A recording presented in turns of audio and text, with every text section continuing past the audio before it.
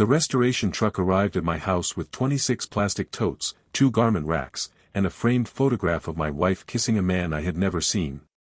The driver asked where I wanted the contents of Unit 4C. I told him we did not have a storage unit. He checked his tablet and read our address back to me. The account belonged to Dana Bell, my wife of 17 years, and she had rented the unit for 7 of them. It was 8:10 on a Monday morning. I was supposed to be at the city parks maintenance office approving a playground repair schedule, but a broken pipe had flooded Northgate storage overnight. The work order showed that Dana had authorized the transfer at 6:42 that morning from her cell phone and selected our home address. The crew finished our load early, so the driver arrived more than an hour before Dana's requested window. I called her 3 times. Each call went to voicemail. Dana was supposedly driving from Kansas City to a product training seminar in Omaha, where she would spend 4 days teaching restaurant managers how to use commercial kitchen equipment. The driver showed me Dana's electronic signature on the work order. I signed only to acknowledge receipt, not ownership or condition, and asked him to place everything in the garage. Most of the totes were sealed with orange restoration tape. Several had split when the lower shelves collapsed. The photograph lay face up inside a shallow crate marked St. Louis. Dana was wearing a white summer dress. A man with gray at his temples had one arm around her waist, and she was kissing him beside a marina railing. A handwritten card tucked into the frame said, 5 years, and you still make every arrival feel like home. Love, Darren. The date was 11 months earlier. Dana had told me she spent the weekend staffing a restaurant equipment expo. The 2 garment racks made the delivery look less like stored household overflow and more like a costume department. One held business suits I recognized from Dana's work trips. The other held dresses, coats, and 3 nearly identical overnight bags grouped beneath hanging tags, St. Louis, Omaha, and home. A blue tote marked Omaha/Louise had cracked along one corner. Through the gap I could see men's birthday cards, a framed photograph, and a ceramic mug printed with Dana and Luis, first place Chile 2024. I did not pull anything out. I photographed the condition in case the company later claimed I damaged it and then shut the garage door. Dana called at 8:34. Road noise filled the background. What's wrong? She asked. I told her Northgate Storage had sent everything to the house. The road noise stopped. Dana did not ask what storage unit I meant. She said, don't open anything. I haven't. Marcus, I mean it. Some of that belongs to clients. Which client framed a picture of you kissing him? She went silent. I asked why she had authorized delivery to our house if the contents belonged to clients. Dana said Northgate gave her minutes to choose between immediate delivery and delayed warehouse intake. She chose the house because she thought I had already left for work and said a local distributor was supposed to meet the truck. She would not give me his name. Then she said the photo was a joke from a sales conference, taken after too much champagne. Darren Cole was a distributor she had known for years. The card was exaggerated because their sales team teased them about always arriving at events together. I asked about the mug with Luis. Dana said Luis Navarro ran a restaurant group in Omaha and the Chile event was a team fundraiser. She told me the labels were sales territories, not people. Why have you been paying for a storage unit? I asked. She said her company reimbursed it because she carried samples, event clothes, banners, and seasonal displays. Our garage was too damp, and she did not want work material taking over the house. I asked why she had never mentioned it. Because it was storage, she said. Do you report every supply cabinet at your office to me? The comparison was so weak that it steadied me. I told her the shipment would remain sealed until she came home. She said she could turn around and arrive by noon. I thought you had to teach in Omaha. They can get someone else. She ended the call. Dana's employer was a legitimate company. I had attended its holiday party, met her manager, and seen photographs from training events. She traveled 2 or 3 times a month, usually for 2 nights. Nothing about her job had ever seemed invented. That was what made the unit dangerous. It did not replace her real work, it was attached to it. I called the restoration company and asked for the inventory created when the unit was cleared. The supervisor said the account holder would receive a secure link at the billing email already on file. 2 minutes later the link appeared in the household inbox Dana and I used for utilities, repairs, and travel confirmations. Dana had opened the storage account with that address 7 years earlier, probably because she assumed I would never search for a company I did not know existed. I did not attempt to enter her private storage portal. The restoration link required only the claim number printed on my delivery receipt and displayed photographs the crew had taken before packing. The images showed how the unit looked when they opened it. There were 3 metal shelving bays. One was marked work. One was marked home. The third had rows labeled by city. On the back wall hung a large paper calendar covered with blue, green, and red blocks. The close-up photograph was sharp enough to read notes because the company documented water exposure. Blue entries included Marcus Dentist, Eli Home, Anniversary, and Mom Sunday. Green entries included Darren Lake, D Birthday, and S Hotel. Red entries included Luis Opening, L Parents, and Omaha Christmas. Dana had not labeled separate sales territories. She had labeled separate lives. Our son Eli was 21 and attending college in Columbia. He was my biological son, but Dana had helped raise him since he was 4. His visits appeared in blue, along with my appointments and our family plans. Darren and Louise had birthdays, parents, holidays, and hotel dates assigned their own colors. The calendar covered 6 months. A second rolled calendar in the photo was labeled JNJUN. The system was not improvisation. It was maintenance.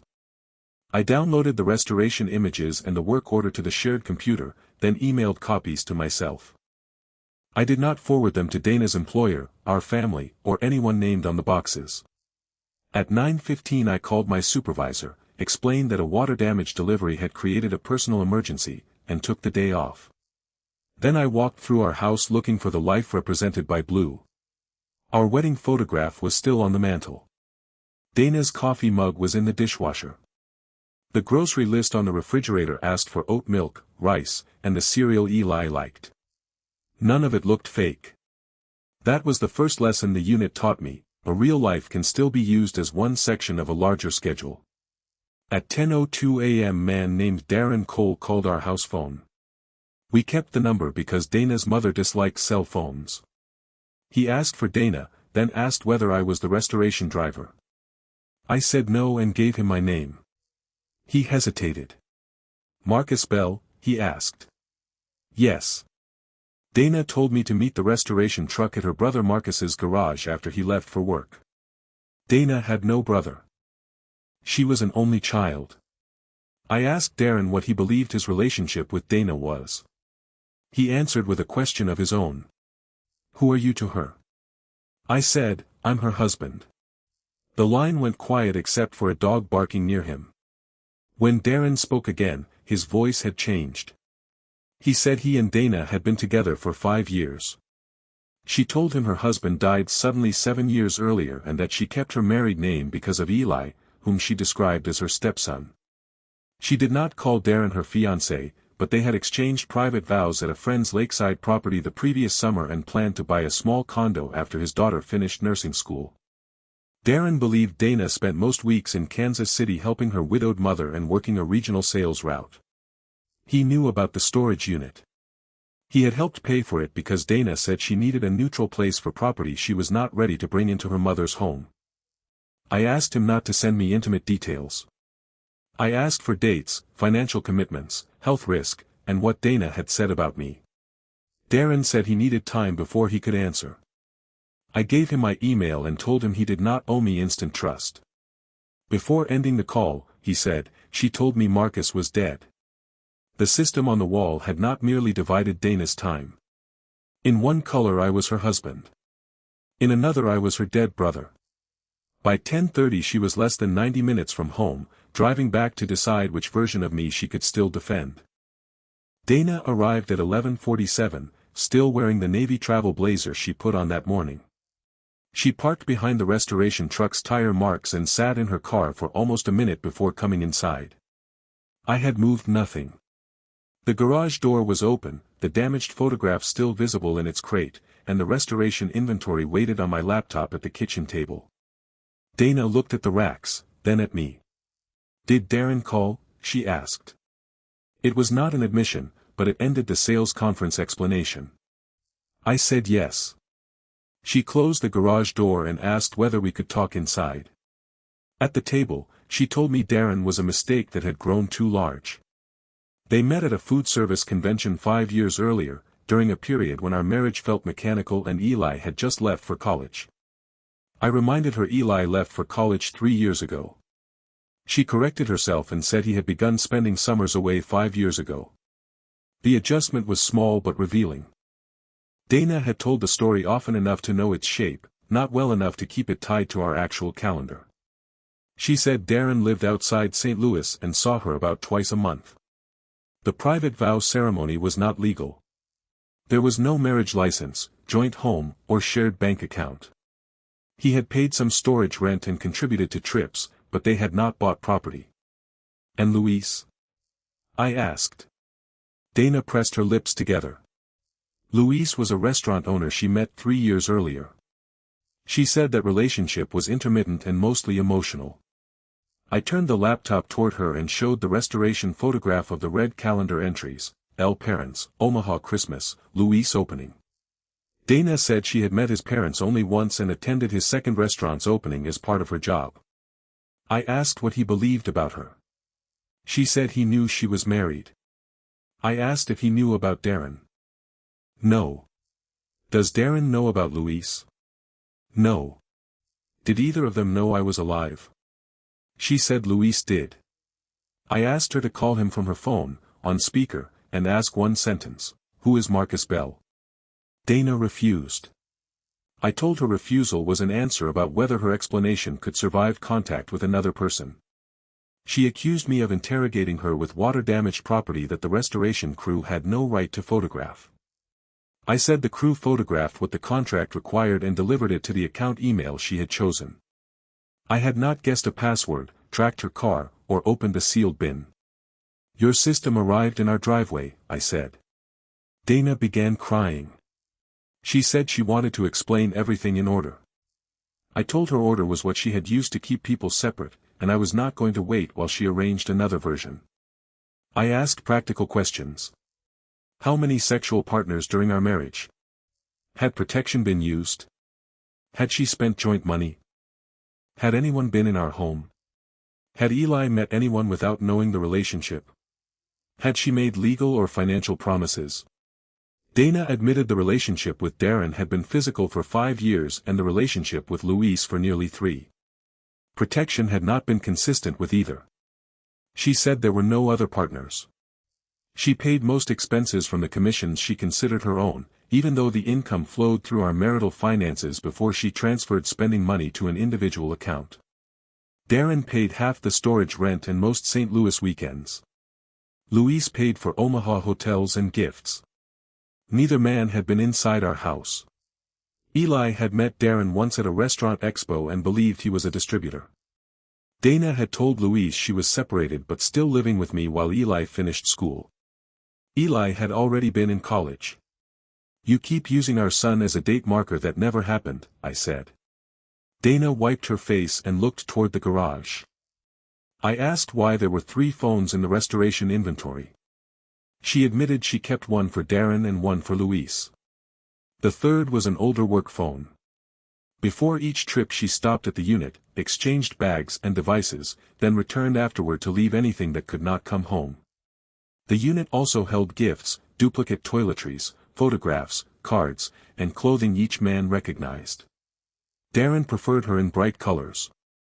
Luis knew her in black and gray. At home she wore both, and I had never understood that some dresses belonged to a particular audience. I asked what home meant. Dana said those totes contained family documents, gifts she bought early, and things she removed from the house before Darren or Luis saw her luggage on video calls. The unit was not just where evidence from other relationships stayed. It was where she edited the evidence of ours. At 12:26 Dana's phone rang. The screen showed Luis N. She let it ring out. A message followed. She read it and covered the screen. I asked if she had warned him. She said no. I asked to see only that message. After a long pause, she handed me the phone. It said, "A man named Darren Cole emailed me. He says he's your husband. What is going on?" Then her work phone rang. Her manager, Beth, asked whether Dana was still coming to Omaha because Luis Navarro had called the company's general line asking if a training trip was real. Dana stepped into the hall, but I could hear her say there had been a personal misunderstanding. Beth told her the seminar was real, but Dana was not scheduled to teach until Tuesday. Her Monday departure had always been personal time. That detail mattered because Dana had used real work around false extensions. Beth did not know why Luis was calling and did not offer judgment. She asked Dana to confirm by the end of the day whether another trainer should cover the week. After the call, Dana admitted Darren had Luis's name. The restoration supervisor had put the account holder and every authorized pickup contact in the same address field when he sent the emergency claim notice. Dana had added both men years earlier so they could collect their belongings, but she had used separate descriptions and assumed the facility would call them individually. Darren had received the same claim notice, seen Luis's name, and contacted him before calling me. The pipe had broken more than the unit. One administrative email connected three people Dana had designed never to meet. Luis called again. I told Dana she could answer privately, but she could not use my presence as proof of any story I had not agreed to. She took the call in the bedroom. I heard her say, "I am married, and we were not separated." Then silence. Then, "No, he did not know." When she returned, she said Luis wanted no contact and might send me a message. I did not feel victorious. Another person had just learned that 3 years of his life sat in a red column on someone's wall. Dana asked whether I wanted her to leave. I said yes. She packed for a week and went to a hotel. Before she left, she offered to open every tote with me. I said not that day. I already knew what the unit did. I did not need to turn humiliation into an inventory ritual. Before leaving, Dana asked to take the 3 phones because one might contain confidential work information. I said any company-owned device should go directly from the restoration service to her employer, with the transfer documented. She admitted only the oldest phone belonged to the company. The other 2 were hers. Her urgency had narrowed from protecting clients to protecting the relationship stored on them. From the kitchen, she emailed the restoration supervisor authorizing a hold on every electronic device until ownership was assigned. It was the first action that could not be revised later by a better explanation. At 3:40 Darren emailed a short timeline with screenshots of messages, receipts for storage payments, and photographs from the private vow ceremony. He had removed intimate material and names of unrelated people. His dates aligned with the green calendar. Dana had told him I died of an aneurysm during a Parks Department meeting.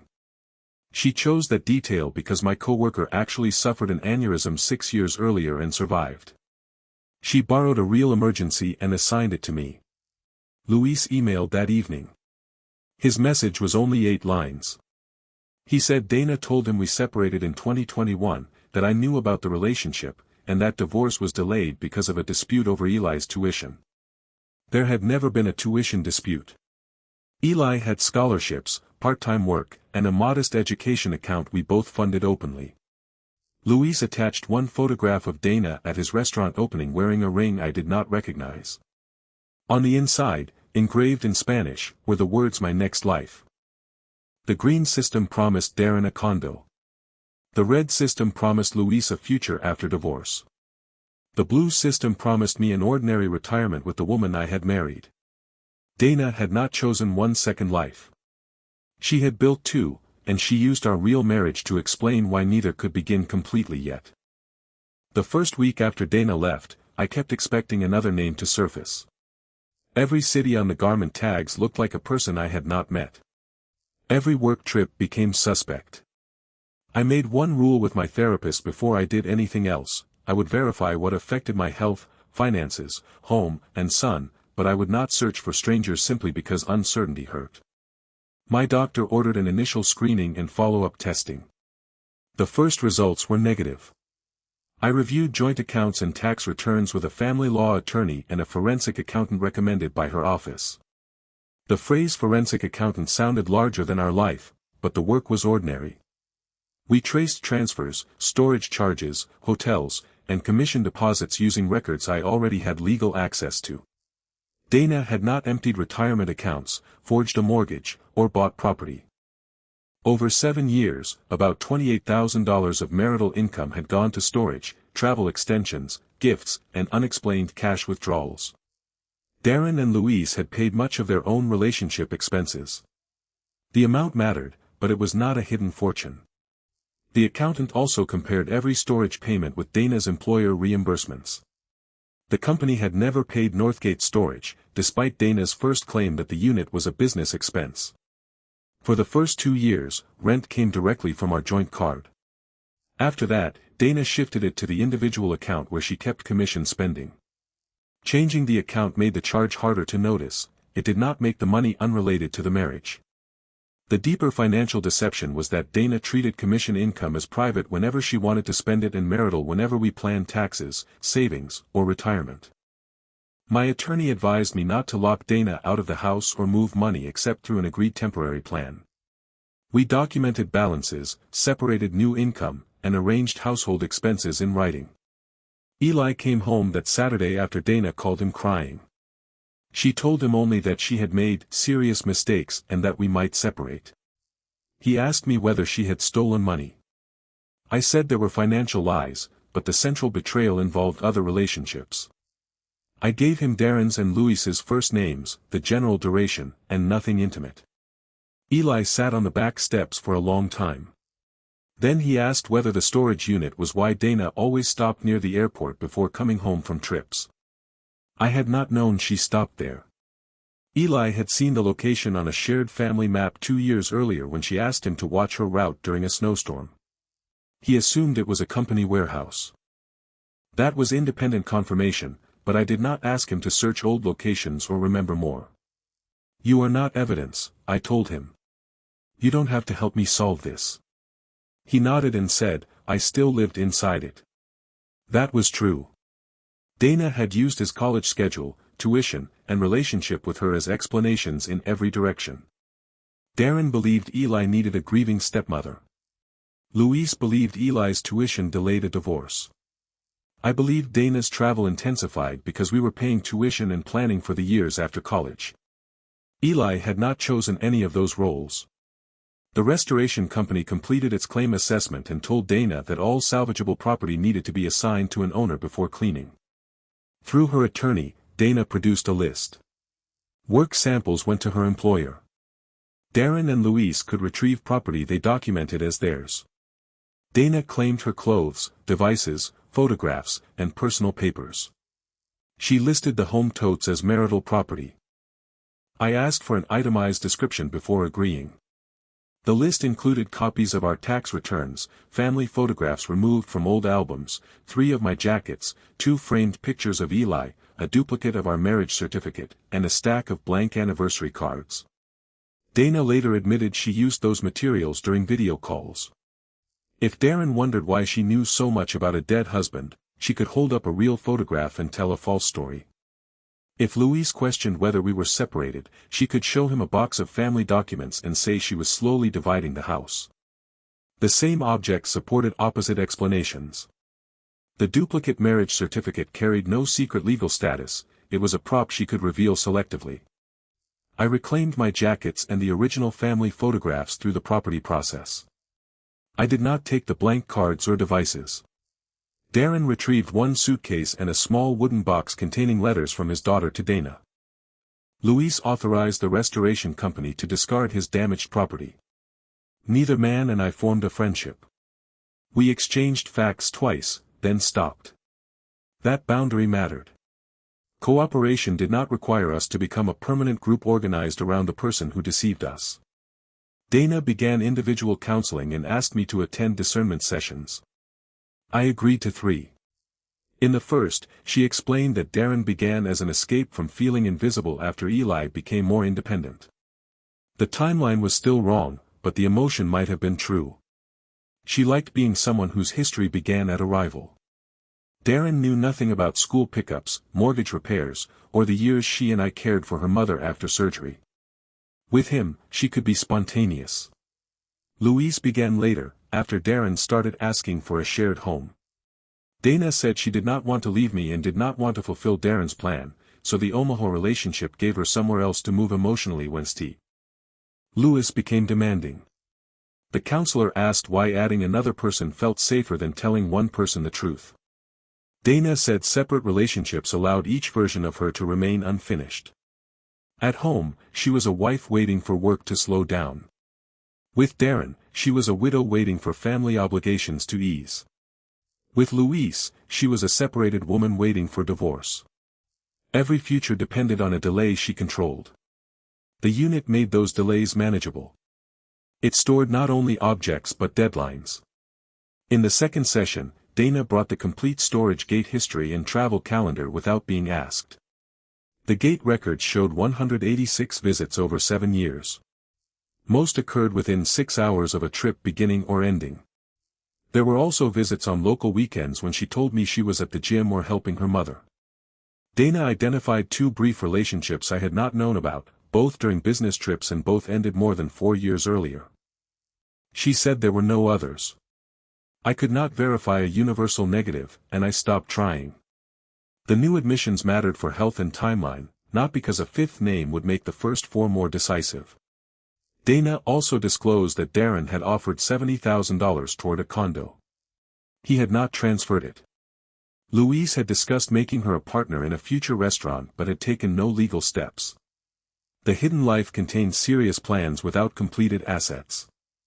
That distinction kept the story from becoming either harmless fantasy or a secret property case it was not. In the third session, I asked Dana whether she had ever planned to choose. She said she imagined ending both outside relationships after retirement, closing the unit, and staying with me. Darren and Louise were not alternate destinations in her private plan. They were versions of time she believed she could keep borrowing. So I was the life you planned to keep, I said. She nodded as if that should help. It did not. I had not won a contest. I had been assigned the role of permanent home base without informed consent, while 2 other men absorbed promises she expected never to honor. Dana asked if 17 real years counted for anything. I said they counted as years I had actually lived. They did not count as permission for the hidden 7. At the end of the third session, I told her I wanted a divorce. She asked whether there was any repair she had not attempted. I said the problem was not a missing task. I no longer wanted a marriage whose survival depended on my accepting that I had been the preferred compartment. Dana cried and said she understood. I believed she understood more than she had on the first day. Understanding changed the quality of the ending, not the decision. That evening, the restoration company removed the last city-labeled racks from our garage. The empty concrete floor looked larger than it had before. For 7 years, I had thought Dana traveled between work and home. Now I knew home was only the place where she returned the version of herself assigned to me. The divorce took 9 months. Dana remained in a furnished apartment and continued paying her agreed share of the mortgage until we settled the house. Her employer reviewed the overlap between genuine training trips and personal extensions. She had not billed the company for Darren's or Louis's hotels, but on 6 occasions she changed return dates without updating the internal travel notes. The company issued a written warning, removed her from unsupervised travel for a year, and kept her employed in a regional office role. Darren ended contact with her. Louise did too. I knew only because Dana disclosed required health information and because their property claims at the restoration company closed. I asked not to receive updates about whether either man later forgave her. Their choices no longer belonged inside my recovery. My follow-up medical tests were negative.